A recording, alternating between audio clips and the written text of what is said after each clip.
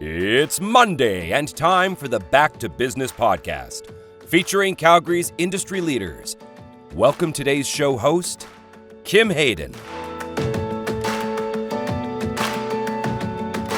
Are we building a faster economy or a trustier economy? Our guest today is here to talk about how the BBB has helped for decades to help us find businesses that we can trust and we can grow our economy collectively. Mary O'Sullivan Anderson leads the BBB for Alberta and the Kootenays. And we're going to get a little more insight on who to trust and how you can spot the ones that maybe you shouldn't. But first, our land acknowledgement. We here at the Calgary Petroleum Club, in a spirit of reconciliation, honor and acknowledge that the land on which we learn, work, and live is Treaty 7 region of southern Alberta. This place is the traditional homeland for the First Nations and Métis peoples, and today we all are part of this treaty land.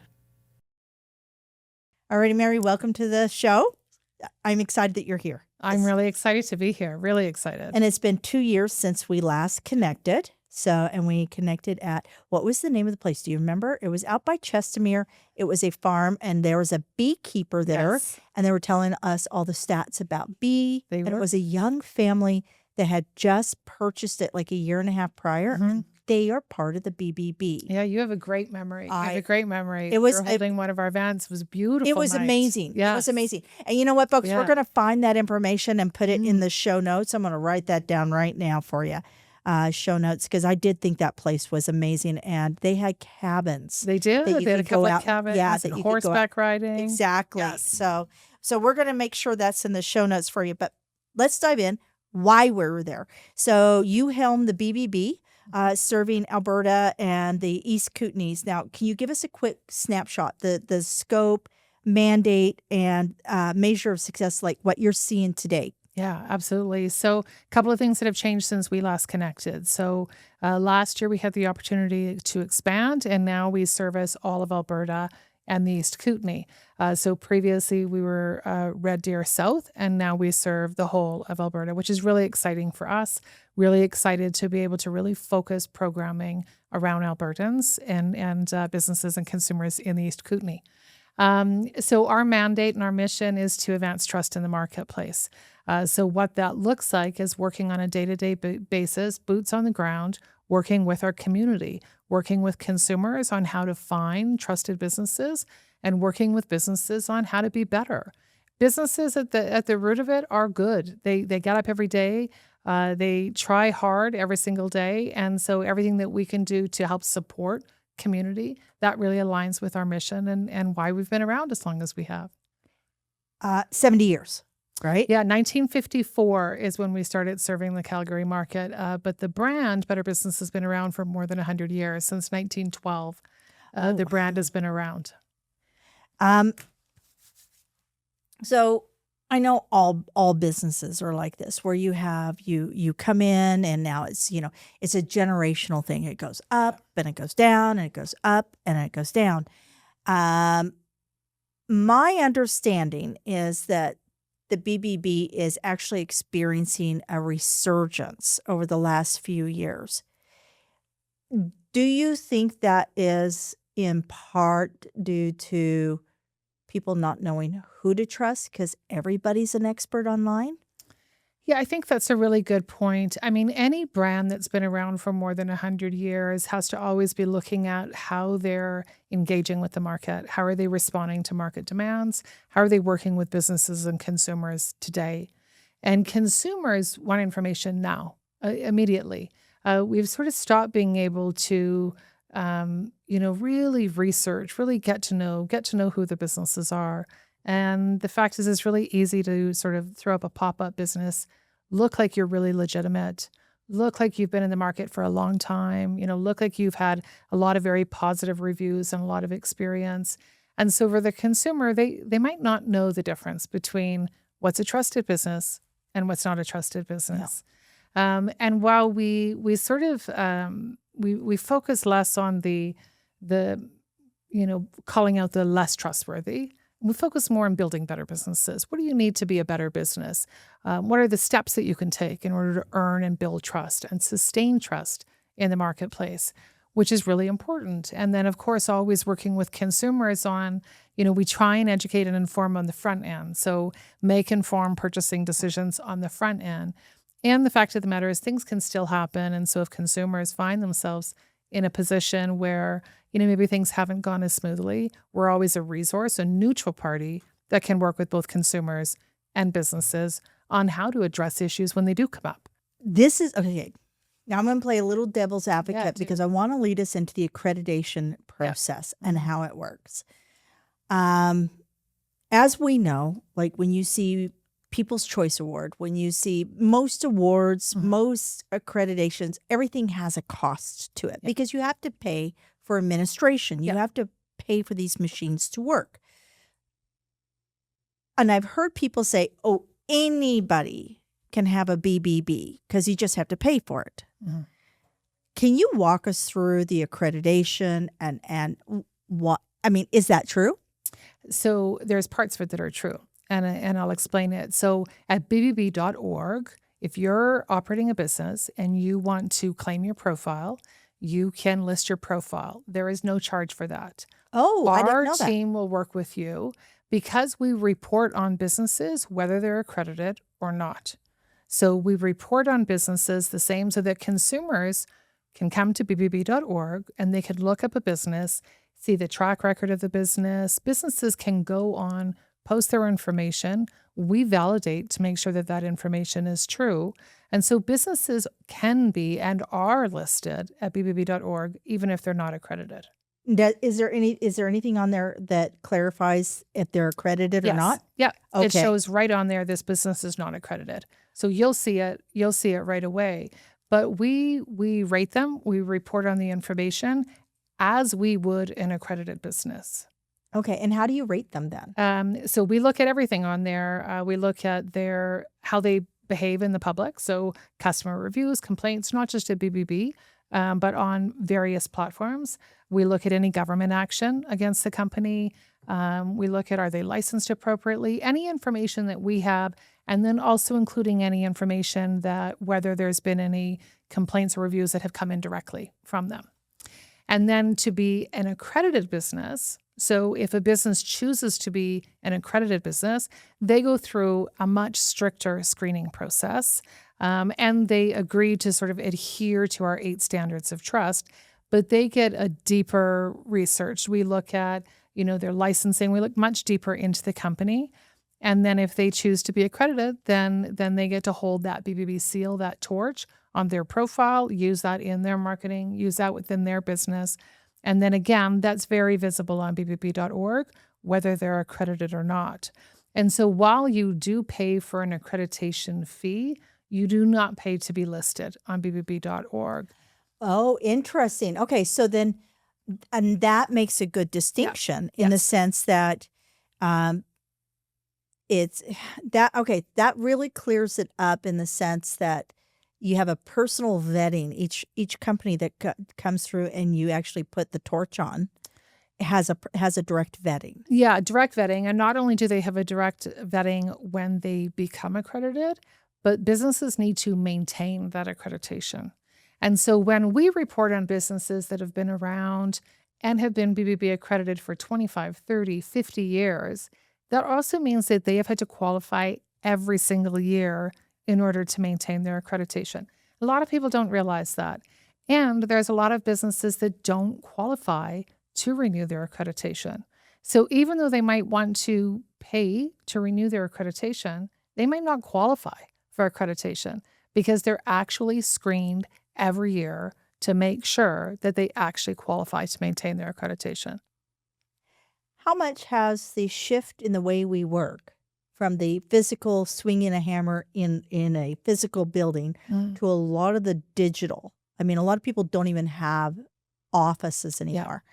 How has that impacted BBB in because I would assume that there's been a lot of shift within it. Okay.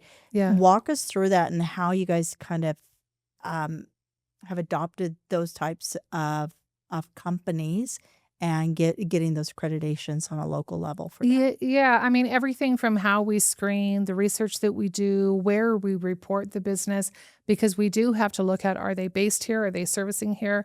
Are they based in the country? Is it being shipped from here? We really want to look at, what does the customer experience look like if that business is accredited or working with businesses in our communities. And so we work with BBBs across the US and Canada to really look at, what does that experience look like? Because I want to know, as a consumer, I want to know if I'm looking at a website that appears to be local and I'm ordering product or I'm ordering services, where is it coming from? And so we want to make sure everything that's even listed on those websites, is it factual? Can you substantiate it? Can you stand behind it?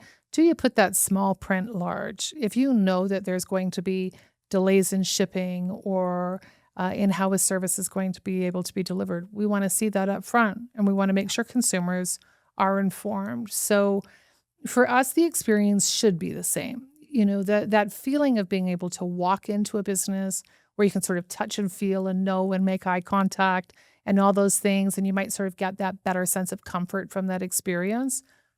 I think it's reasonable that consumers should be able to have that same experience online.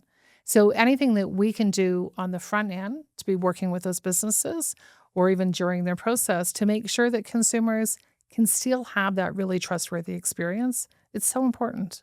I couldn't agree with you more on that. And I think this, especially with like online, we're seeing so much more AI, and there's a lot of misleading or kind of that bait and switch type of thing, that having somebody, if we're doing local business, we should be able to find ways to validate locally who we're doing business with.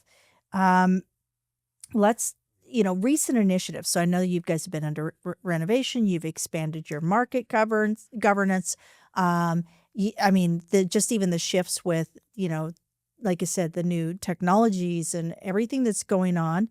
What are some recent initiatives or outcomes that you're particularly proud of that really aids and serves your members? So a few things sort of come to mind. So when you were talking about AI, one of the things that we've recently done is introduce opportunities for our accredited businesses through Google, who's a partner of ours, to grow with Google. So have it introduced to your staff, to your frontline. We offer certificate-based programming for Grow with Google to learn how it works with Google. How do your marketing, how does your ads work with that? And then also to become AI certified. So it's a course through Google that we offer directly, and we provide our businesses licensing and access and opportunity to be able to learn more. The fact is, there's a lot of businesses who are boots on the ground. They're in the business, they're on the roof, they're in the truck, they're working at their business every single day. And it's hard to stay ahead of trends. It's hard to stay ahead of everything that's coming at us. And so anything that we can be doing to help deliver programming to the business owner, the leaders, their direct staff, we want to make sure that we're doing that as putting that in their toolbox.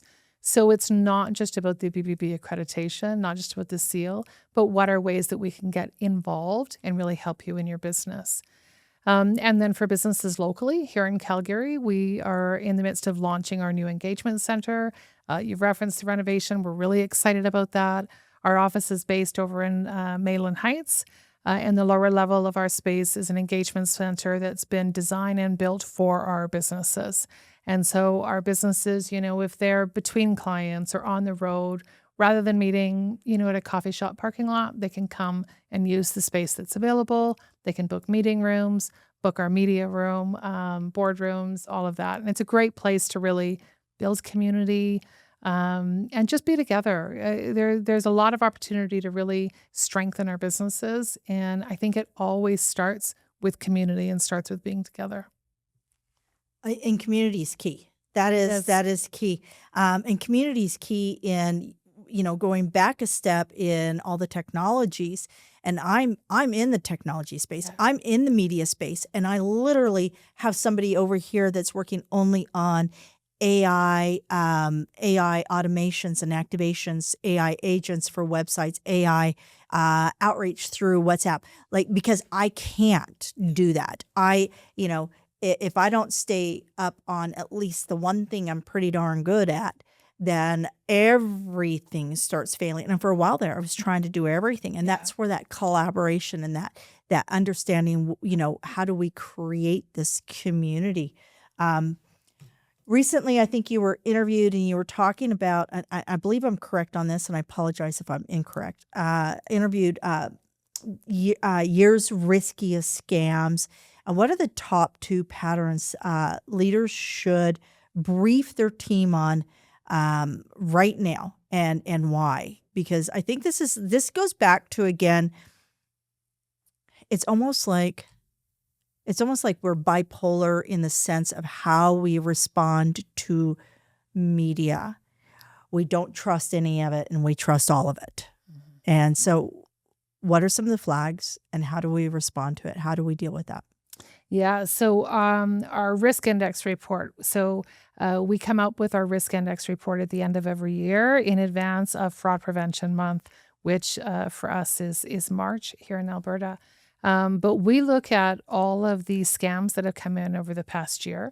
But we don't just look at just the frequency of it. We look at what's the likelihood that somebody's going to fall victim to a scam, the frequency, and then the monetary losses. So how likely are you to fall victim to it? How likely are you to be exposed to it?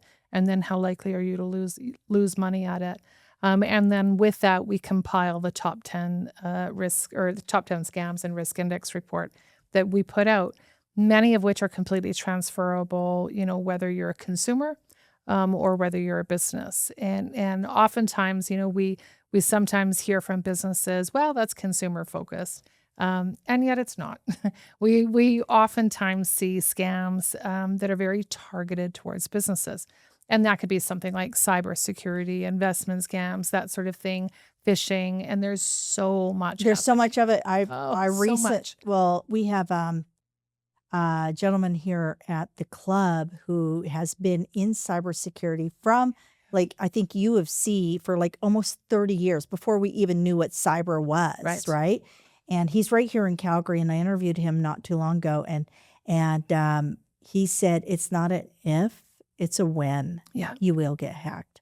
And they have all these very scary stats on, if a small business gets hacked, they have a 70 or 80% likelihood of being out of business within 6 months, because it's once you get hacked, your systems go down, your clients now have to shift what they're doing, and may not have access to funds, and it's all these things, and it really got me thinking. It's like there's when we're looking at these scams, when we're looking at all of this, it's we have to not only deal with, if we've got trucks on the road and all the crazy drivers and the bad weather, our advertising personnel and our front desk person now has to watch everything from their desk. So it's like that inability to control the flow of traffic. Right? Is so then the only thing you can control is how you drive it. Does that make sense? It does make sense. It does make sense. And I think also because we're at a time, I don't know about you, but it just feels like everything is coming at us so fast. Oh, yeah. And it's so often we find ourselves in reactionary mode, right? We're going. And so that's when it happens. An email will come in, a text will come in, something will happen, you'll just click on it. Right. And yet it's so advanced now, like what you're talking about with the cybersecurity, it's so advanced now that by the time you see something, they've already been in your system. It's not just about educating the front line as it used to be, about, making sure that they're aware of what they're opening. The fact is they're already coming in the side door before you even know that they're in the house. And so it starts with having really good systems and infrastructure in place at the front end. And you made a really good point, because in the same way that we would approach other risks, right? Like, what would happen if we were to have a fire? What would happen if we were to have this? Like, what would happen for all these sort of contingency plans that we put in place. We have to look at it the same with just cybersecurity and our footprint and how we approach it. Make sure that you have the right insurance. Make sure that you have the right response plan so that, one, how are you going to communicate with employees? How are you going to communicate with the public? Do you have like immediate contacts for everybody? Because if it's all in your system and you suddenly don't have access to your system, you need to know where you're going to find all this information. Absolutely. And one of the things that, and I think maybe this ties directly back into why somebody needs to be part of BBB, why you need to be part of a business club that helps you with the business of business. Vince from Xperia had mentioned table talk. Yeah. Having table exercises, having the training to understand what you're dealing with. And I know that over at BBB, you do a lot of like these types of outreaches and information. So how important is it for support networks to help businesses with their business? Yeah, I mean, I think it's huge, and it's what we were saying earlier about community. When we do events, when we do table talks, when we bring in speakers, we don't do it with an interest on trying to position somebody in front of you to sell. Exactly. We do it to educate and inform you to be a better business, not for us, but for you, for the business, for the consumer, for the community, because we are busy in our businesses. And so if we can do the legwork and find speakers that are really relevant topics, make sure that they're going to educate and inform you, make sure that they're going to be able to deliver some information. Those are the events that we want to put on so that you can come, learn more, send somebody on your team. Exactly. But then also, as you said, connect with your table. Talk to other businesses. Like being an entrepreneur, I mean, it is hard work and it is lonely work. Exactly. You feel the weight of the world on your shoulders all the time. And it's hard to know who your community is that you can just lean into and say, hey, what is this about this? Is this actually a big deal? Is this something that you're putting in place in your business? Yeah, you have to be able to create community that you can ask those questions and get the answers to support you.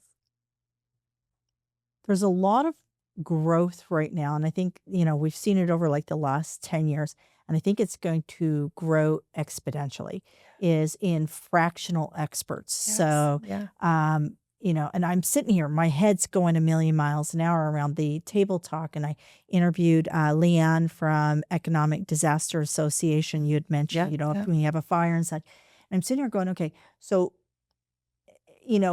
through organizations like BBB, because there's a physical and a digital, and you have a space, and then a network, and you even network out with other clubs that understand and respect business, and everybody's, I guess it's kind of like the ship's going down, and we've got all the deck chairs, and we're strapping them together, and how can we help you so that you can be successful, right?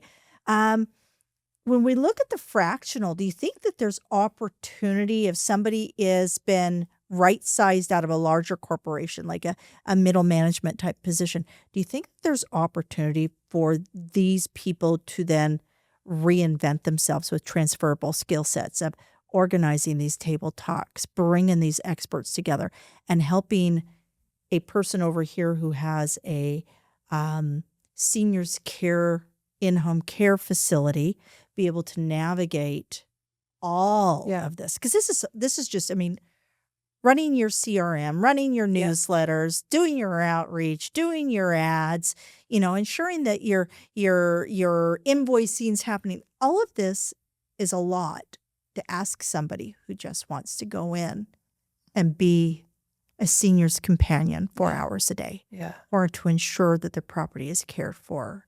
It's a lot of work. Mm-hmm. So are you seeing a surge in those types of professions, those fractional positions? Yeah, absolutely. Both on the fractional, when we look at AI and some of the efficiencies that we're able to gain in our work through the use of AI, which is great. I mean, it's fantastic.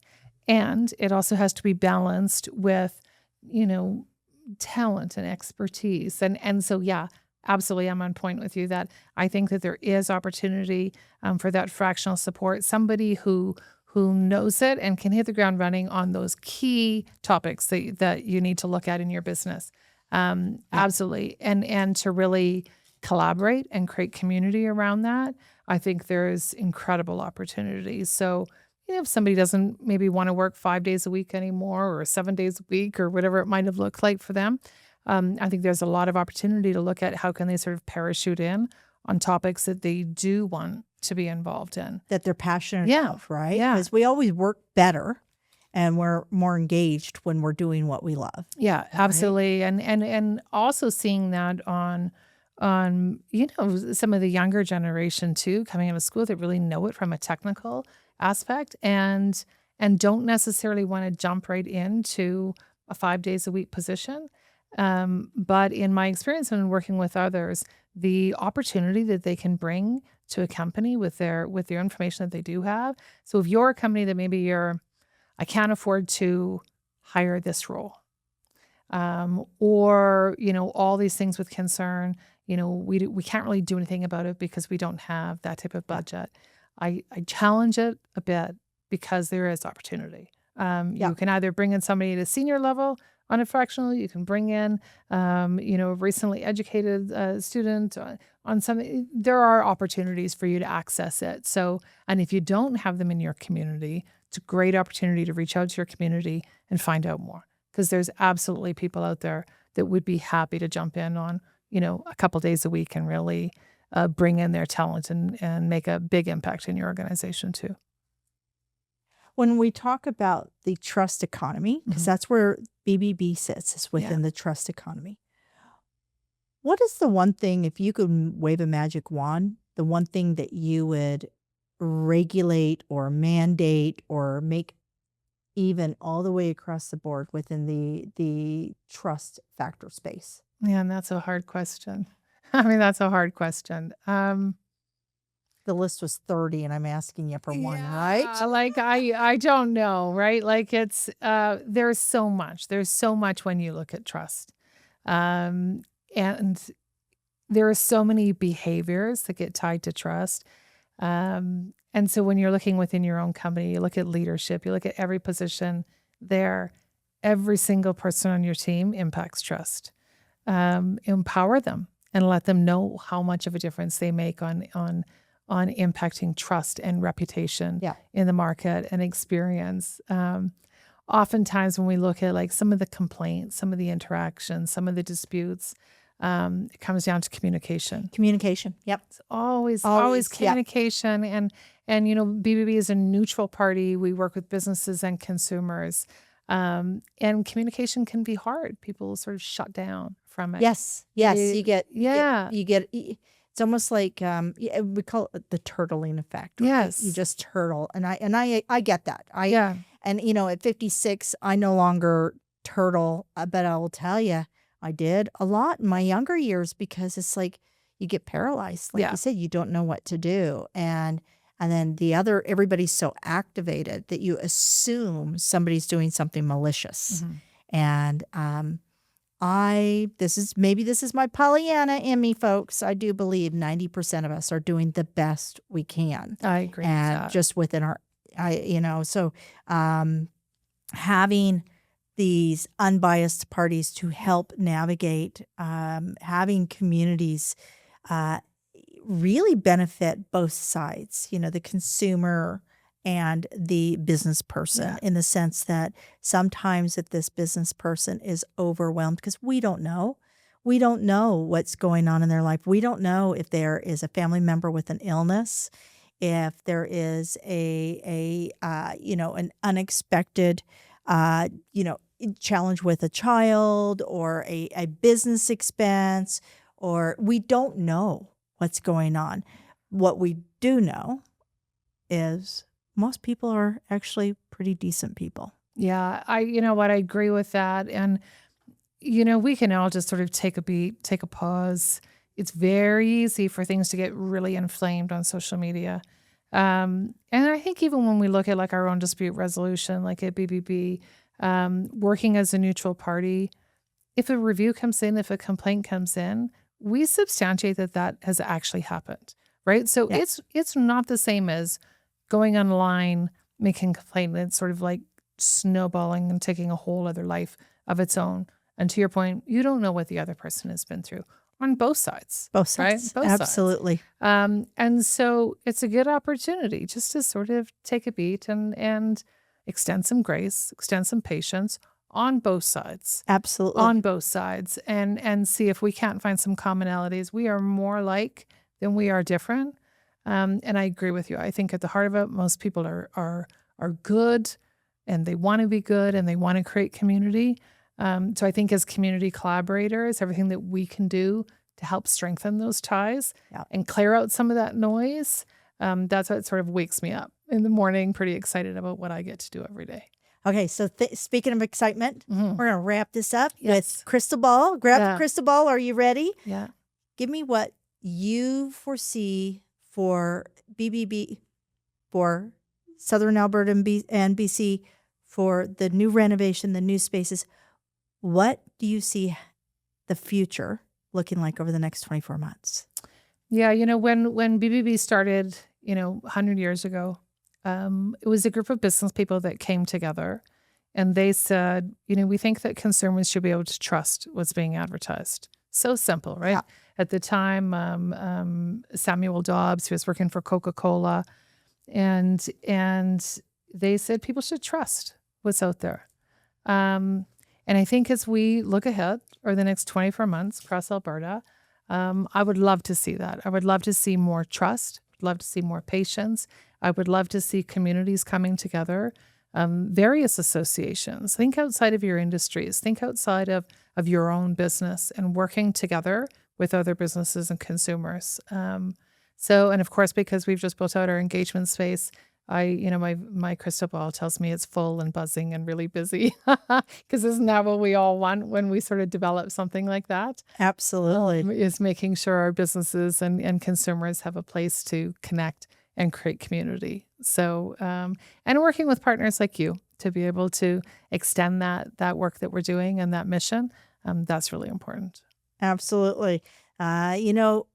Mary, I can't thank you enough for coming today and sharing. I'm super excited about where everything's going. I am so Team Canada. I'm so excited about everything that's coming down the pipe. And, Mary reminds us that right now we need speed. We do. But even more so, we need to have trust. We need to have trust in each other. We have the opportunity here in Calgary and in Canada to really build something that is sustainable and growth oriented, but always anchored in trust. Because you know what? Sorry, we're Canadian. We want people to be trustworthy so we can extend it forward. So everything's going to be in the show notes, folks. I'm super excited of going down this path and working with BBB and learning more about how we here in Canada, here in Calgary, can all grow together. Thank you for joining us today on the Back to Business podcast. Be sure to visit calpeteclub.com, CALPETECLUB.com, to find out more about upcoming events, networking opportunities, and membership. If you are not already a valued member at the CPC, where we are proudly connecting and supporting Calgary's business leaders.